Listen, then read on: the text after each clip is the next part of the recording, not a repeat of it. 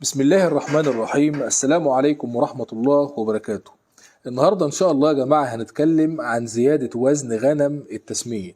وطبعا كلنا عارفين إن إحنا اليومين دول وأنا أولكم بندخل غنم نسمنها أو بندخل جديان أو خرفان نسمنها عشان نطلعها لحم في موسم شهر رمضان أو العيد الكبير.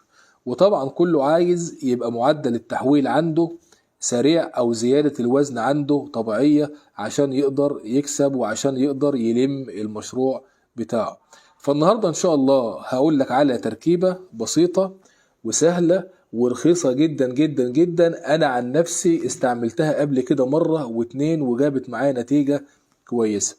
ان شاء الله التركيبة دي غنية بالبروتين والخمائر والفيتامينات والاملاح المعدنية وفيها بكتيريا نافعة. البكتيريا النافعة طبعا بتشتغل على امتصاص الأكل من الأمعاء وتبدأ تحوله للدم، وبعد كده الدم بيبدأ يحوله على أعضاء الجسم. فبالتالي معدلات التحويل معاك بترفع وزيادة الوزن معاك بترفع. التركيبة دي ما تستعجلش، التركيبة ديت إن شاء الله هتوصل بيها بالخروف بتاعك لوزن 60 كيلو في خلال 150 يوم، يعني دورة ال5 شهور. التركيبة عبارة عن زبادي وكركم. الزبادي يا جماعة فيها بكتيريا نافعة وفيها مجموعة خمائر، أما الكركم فيه بروتين عالي وفيه فيتامينات وفيه أملاح معدنية. وطبعا كل العناصر ده جسم الحيوان بيحتاجها وبتساعد معاه على النمو والتحويل العالي وزيادة الوزن. طريقة الاستخدام هنستخدمها ان شاء الله على مياه الشرب، بس هتنزلها في مياه الشرب بس على عطش. ان شاء الله هتعلف حاجتك الوجبة بتاعت الصبح او الوجبة بتاعت اخر النهار وتشيل المية من قدامهم لحد ما يخلصوا الوجبة اللي قدام منهم في المعالف، وبعد كده تنزل بالمية.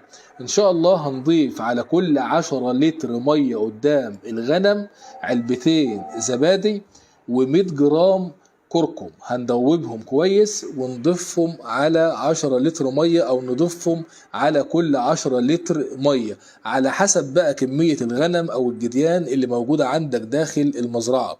بس انا بقول لك طريقة الاستخدام ان شاء الله هيبقى كل علبتين زبادي و100 جرام كركم هنضيفهم على كل 10 لتر مية على مياه الشرب وتكون على عطش عشان القطيع كله يشربه في وقت واحد.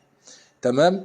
التركيبة ديت او الخلطة ديت هنعملها مرة في الاسبوع، هنعملها مرة في الاسبوع خلال فترة تسمين الغنم، وان شاء الله هتوصل بوزن 60 كيلو اقل حاجة في خلال 150 يوم او في خلال دورة ال5 شهور. والسلام عليكم ورحمة الله وبركاته.